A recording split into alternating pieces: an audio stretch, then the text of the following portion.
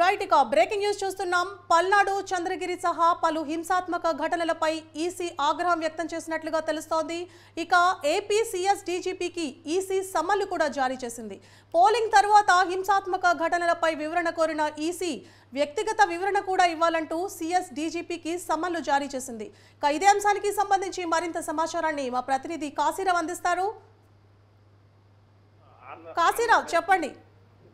సువర్ణ, ఏపీలో ఎన్నికల తర్వాత కూడా ఘర్షణలు చోటు చేసుకున్నాయి. ఎన్నికల రోజు కూడా ఆంధ్రప్రదేశ్లోని పలు పోలింగ్ కేంద్రాల వద్ద కూడా హింసాత్మక ఘటనలు చోటు చేసుకున్నాయి. ఎన్నికల అనంతరం కూడా ఆంధ్రప్రదేశ్లోని పలు ప్రాంతాల్లో పలు జిల్లాల్లో హింసాత్మక ఘటనలు చోటు చేసుకున్నాయి. అటు తెలుగుదేశం పార్టీ వైసీపీ వర్గీయులు కర్రలతో రాళ్లతో దాడి చేసుకున్నటువంటి పరిస్థితి అయితే నెలకొంది. ఆ రాళ్ల దాడుల్లో కర్రల దాడుల్లో కూడా ఎంతో మంది తీవ్రంగా గాయపడ్డారు. అయితే ఎవరైతే అభ్యర్థులు ఉన్నారో అభ్యర్థులకి గన్మ్యాన్ గా ఉన్నటువంటి వ్యక్తులు కూడా గాయపడిన పరిస్థితి అయితే ఉంది. ఇక పోలీస్ అధికారులు కూడా గాయపడిన పరిస్థితి అయితే ఉంది. ఎన్నికల అనంతరం ముఖ్యంగా పల్నాడు జిల్లాలో పెద్ద ఎత్తున హింసాత్మక ఘటనలు చోటు చేసుకున్న పరిస్థితి అయితే మనం చూసాము. ముఖ్యంగా నసరావుపేట నియోజకవర్గం అయితేనేమి, అలాగా మాచర్ల నియోజకవర్గం అయితేనేమి, సత్తెనపల్లి నియోజకవర్గం, చిలకలూరుపేట నియోజకవర్గాల్లోని పలు ప్రాంతాల్లో ఎన్నికల అనంతరం కూడా పలు హింసాత్మక ఘటనలు చోటు చేసుకున్నాయి. ఇటు తెలుగుదేశం పార్టీ వర్గీయులు, కాంగ్రెస్ వైసీపీ పార్టీకి సంబంధించినటువంటి వర్గీయులు బాహాటంగా రోడ్ల మీదకి వచ్చి కర్రలతో రాళ్లతో దాడి చేస్తున్నటువంటి పరిస్థితి అయితే మనం చూసాము. ఇక పల్నాడుతో పాటు గుంటూరు జిల్లా, అలాగే చంద్రగిరి, అలాగే మాచర్ల, తాడిపత్రి, నసరావుపేట ఈ పలు నియోజకవర్గాల్లో హింసాత్మక ఘటనలు చోటు చేసుకున్న పరిస్థితి మనకి తెలిసిందే. ముఖ్యంగా వైసీపీ తెలుగుదేశం పార్టీ వాళ్ళు ఆరోపిస్తున్నారు. వైసీపీ చెందినటువంటి స్థానికేతరులు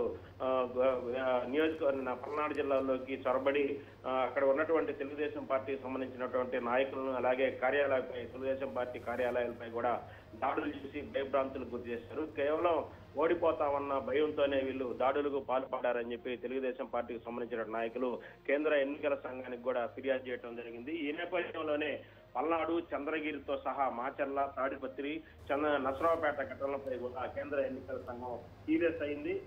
పోలింగ్ తర్వాత జరిగినటువంటి హింసాత్మక ఘటనలపై సీరియస్ అయినటువంటి కేంద్ర ఎన్నికల సంఘం దీనికి సంబంధించినటువంటి ఏదైతే ఘటనలు ఉన్నాయో, హింసాత్మక ఘటనలు చోటు చేసుకున్నాయో ఈ ఘటనలకు సంబంధించినటువంటి పూర్తి వివరణ ఇవ్వాలని చెప్పి ఆంధ్రప్రదేశ్ కు సంబంధించినటువంటి సిఎస్ జవహర్ రెడ్డి, అలాగే డీజీపీ హరీష్ గుప్తాకు ఆదేశాలు జారీ చేసింది. వ్యక్తిగతంగా ఢిల్లీ వచ్చి వివరణ ఇవ్వాలని చెప్పి కూడా ఈ కేంద్ర ఎన్నికల సంఘం వీరిద్దరికి ఏపీసీఎస్ అలాగే డీజీపీకి సమన్లు జారీ చేసినటువంటి పరిస్థితి అయితే వచ్చింది. అయితే ఇప్పుడు పరిస్థితి కొంతమేర సద్మరిగిన పరిస్థితి కనిపిస్తా ఉంది. ముఖ్యంగా పల్నాడు జిల్లాలో ఎక్కువగా హింసాత్మక ఘటనలు చోటు చేసుకున్నటువంటి నేపథ్యంలో ఇక్కడ ఎవరైతే పల్నాడు జిల్లా ఎస్పీ ఉన్నాడో మాచర్లలో మకాం వేసి అక్కడ పరిస్థితులు శాంతియుతంగా వచ్చేందుకు కూడా చర్యలు తీసుకునే పరిస్థితి అయితే కనిపిస్తా ఉంది. ముఖ్యంగా పల్నాడు జిల్లాలో దాదాపుగా 2000 మంది పోలీసులను కూడా మోహరించి ఎవరైతే అల్లరి మోకలు ఉన్నారో వాళ్ళందరూ కూడా అదుపులోకి తీసుకునే ప్రయత్నం అయితే చేస్తా ఉన్నారు. ముఖ్యంగా తెలుగుదేశం పార్టీ కానీ అలాగే వైసీపీ పార్టీకి సంబంధించినటువంటి నాయకులు ఎవరైతే ఉన్నారో వాళ్ళందరినీ కూడా హౌస్ అరెస్ట్ చేశారు. ఇందులో పార్టీగానే మాచర్ల ఎమ్మెల్యే, అలాగే గురిజాల ఎమ్మెల్యే వీళ్ళిద్దరిని, అంటే పిన్నెల్లి రామకృష్ణారెడ్డి, కాసు మహేష్ రెడ్డిని వీళ్ళిద్దరిని కూడా హౌస్ అరెస్ట్ చేసినటువంటి పరిస్థితి అయితే కనిపిస్తా ఉంది. ఎన్నికల అనంతరం జరిగినటువంటి హింసాత్మక ఘటనలకు సంబంధించి కేంద్ర ఎన్నికల సంఘం సీరియస్ అయినటువంటి నేపథ్యంలో ఎవరైతే ఏపీ సిఎస్ జవహర్ రెడ్డి అలాగే డీజీపీలకు సమన్లు జారీ చేసి వ్యక్తిగతంగా కూడా ఢిల్లీ వచ్చి వివరణ ఇవ్వాలి, ఈ ఘటనలు ఎందుకు చోటు చేసుకున్నాయి, ముందుగానే కేంద్ర ఎన్నికల సంఘం సూచించింది ఖచ్చితంగా ఏవైతే సమస్యాత్మక అంటే హింసాత్మక ఘటనలు పాల్పడేటువంటి పోలింగ్ కేంద్రాలు ఏమున్నాయి, నియోజకవర్గాలు ఏమున్నాయి ముందుగానే గుర్తించడం కూడా జరిగింది. కానీ ఆంధ్రప్రదేశ్ పోలీసు వ్యవస్థ ఎందుకు నిర్లక్ష్యంగా వ్యవహరించింది అన్న దానిపై కూడా ఎన్నికల సంఘం సీరియస్ గా ఉన్న పరిస్థితి అయితే కనిపిస్తుంది. మొత్తం మీద ఆంధ్రప్రదేశ్ లో ఎన్నికలు జరిగిన అనంతరం జరిగినటువంటి హింసాత్మక ఘటనలకు సంబంధించి కేంద్ర ఎన్నికల సంఘం సీరియస్ అయింది. ఈ నేపథ్యంలోనే ఆంధ్రప్రదేశ్ సంబంధించినటువంటి సిఎస్ అలాగే డీజీపీలకు కూడా సమన్లు జారీ చేశారు. వీళ్ళు ఢిల్లీ వెళ్లి దానికి సంబంధించి వ్యక్తిగతంగా కూడా వివరణ ఇవ్వాలని చెప్పి కూడా కేంద్ర ఎన్నికల సంఘం ఆదేశించిన పరిస్థితి అయితే కనిపిస్తా ఉంది. సువర్ణ. కాశీరావు, అయితే మునుపెన్నడూ లేని విధంగా ఎన్నికల అనంతరం ఇలాంటి హింసాత్మక సంఘటనలు మనం చూస్తున్నాము. అయితే ఈ సిఎస్కి అలాగే డీజీపీకి వ్యక్తిగతంగా సమన్లు జారీ చేసిన నేపథ్యంలో వాళ్ళు వ్యక్తిగత వివరణ ఎప్పటిలోగా ఇవ్వాల్సి ఉంటుంది? అంటే ఎప్పుడు కూడా అంటే ఎన్నికల రోజున పలు బూతుల వద్ద కానీ లేదా కేంద్ర పలు పోలింగ్ బూతుల వద్ద కొంతమేర అయితే అల్లర్లు గొడవలు జరుగుతాయి. దాన్ని కూడా ముందుగానే ఎన్నికల సంఘం ముందుగానే అబ్జర్వ్ చేసి గుర్తించి సమస్యాత్మక గ్రామాలు ఏముంటాయి, సమస్యాత్మక పోలింగ్ కేంద్రాలు ఏముంటాయి, దానికి ప్రత్యేకంగా ఎటువంటి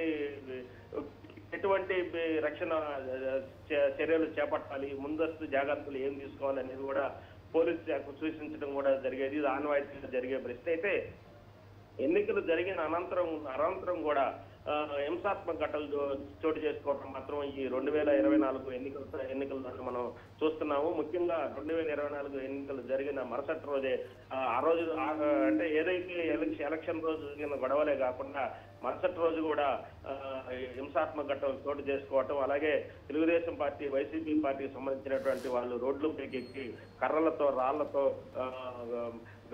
గాజు సీసాలతో కూడా దాడి చేసుకున్నటువంటి పరిస్థితి అయితే మనకు కనిపిస్తా ఉంది. ముఖ్యంగా నసరావుపేటలో అయితే పెట్రోల్ బాంబులతో కూడా దాడులు చేసుకున్న పరిస్థితి అయితే ఉంది. తెలుగుదేశం పార్టీకి సంబంధించినటువంటి ఆసుపత్రి మీద కానీ ఇళ్ల మీద కూడా దాడి చేసి పెట్రోల్ బాంబులు వేసినటువంటి పరిస్థితి అయితే కనిపిస్తా ఉంది. గుంపులుగా వెళ్ళి ఒక వర్గంపై మరొక వర్గం వ్యక్తులు గుంపులుగా వెళ్ళి దాడి చేయటం, కర్రలతో రాళ్లతో ఇనుప రాడ్లతో కూడా దాడి చేసినటువంటి పరిస్థితి అయితే మనం చూసాము.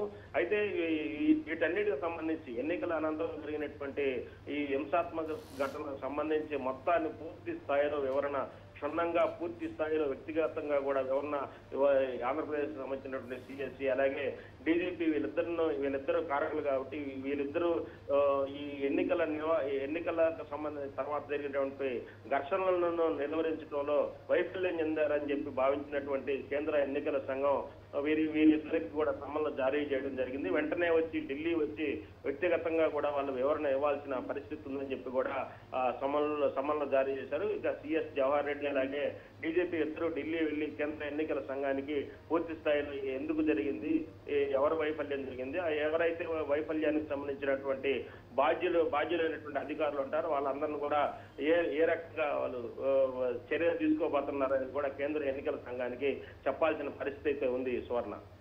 కాశీరావు, అయితే ఇప్పుడు వ్యక్తిగత వివరణ గురించి పక్కన పెడితే మునుపెన్నడూ లేని విధంగా మనం ఇలాంటి హింసాత్మక ఘటనలు చూస్తున్నాము. ఇది ఖచ్చితంగా పోలీస్ శాఖ వైఫల్యం అనే మనం పరిగణించాల్సి ఉంటుంది.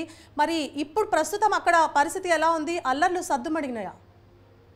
ప్రస్తుత పరిస్థితి అంటే ఖచ్చితంగా ఇది పోలీస్ శాఖ వైఫల్యం అని చెప్పాలి. ఏదైతే హింసాత్మక ఘటనలు చోటు చేసుకుంటాయో ఆ ప్రదేశాలను కూడా ముందుగానే ఎన్నికల సంఘం గుర్తించడం కూడా జరిగింది. గుర్తించే సమస్యాత్మక కేంద్రాలు ఏవైతే ఉన్నాయి, ఎక్కడైతే గొడవలు జరుగుతాయని అన్ని విషయాలు కూడా కేంద్ర ఎన్నికల సంఘం కానీ రాష్ట్ర ఎన్నికల సంఘం కానీ గుర్తించి పోలీస్ శాఖ తదనుగుణంగా కూడా ఆదేశాలు జారీ చేయడం జరిగింది. అక్కడ శాంతియుత భద్రతలు పోలీస్ శాఖ ఆధీనంలో ఉండేలాగా చర్యలు తీసుకోవాలని చెప్పి కూడా ఎన్నికల సంఘం చెప్పడం కూడా జరిగింది. కేవలం ఎన్నికల సంఘం చెప్పిన తర్వాత కూడా అంటే ఏదైతే ఎన్నికలు ప్రక్రియ పూర్తయిన తర్వాత కూడా అంటే ఓటింగ్ పూర్తయిన తర్వాత కూడా ముఖ్యంగా పల్నాడు జిల్లాలో అలాగే చంద్రగిరి, నసరావుపేట, ఈ మాచర్ల, గురిజాల ప్రాంతాలలో ముఖ్యంగా పెద్ద ఎత్తున హింసాత్మక ఘటనలు చోటు చేసుకున్నాయి. ఇది ఖచ్చితంగా ఇది పోలీసు వైఫల్యంగానే మనం భావించాల్సిన పరిస్థితి అయితే ఉంది.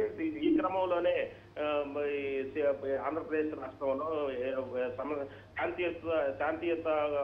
శాంతి భద్రతను లోపించాయనే కారణంతోనే కేంద్ర ఎన్నికల సంఘం సీరియస్ అయిన పరిస్థితి అయితే ఉంది. సీరియస్ అయితే ఇద్దరికి కూడా అటు ఎవరైతే బాధ్యులుగా ఉన్నారో ఆంధ్రప్రదేశ్ ప్రభుత్వ సిఎస్ అయితేనేమి డీజీపీ అయితే వీళ్ళిద్దరూ కూడా సమన్లు జారీ జరిగింది. అయితే ప్రస్తుతం అయితే ముఖ్యంగా పల్నాడు జిల్లాలో పెద్ద ఎత్తున అల్లర్లు జరిగినటువంటి నేపథ్యంలో ఇప్పుడు పల్నాడు జిల్లాలో పరిస్థితి కొంత శాంతియుతంగానే ఉంది. పోలీసుల ఆధీనంలోనే పరిస్థితి అంతా పూర్తిగా పోలీసుల ఆధీనంలో ఉందనే మనం చెప్పుకోవాలి. దాదాపుగా కూడా 2000 మంది పోలీసుల్ని జిల్లాల్లో ఉన్నటువంటి వివిధ ప్రాంతాల్లో అంటే ఎక్కడైతే అల్లర్లు జరిగాయో అక్కడ ఆ ప్రాంతాల్లో మోహరించడం జరిగింది.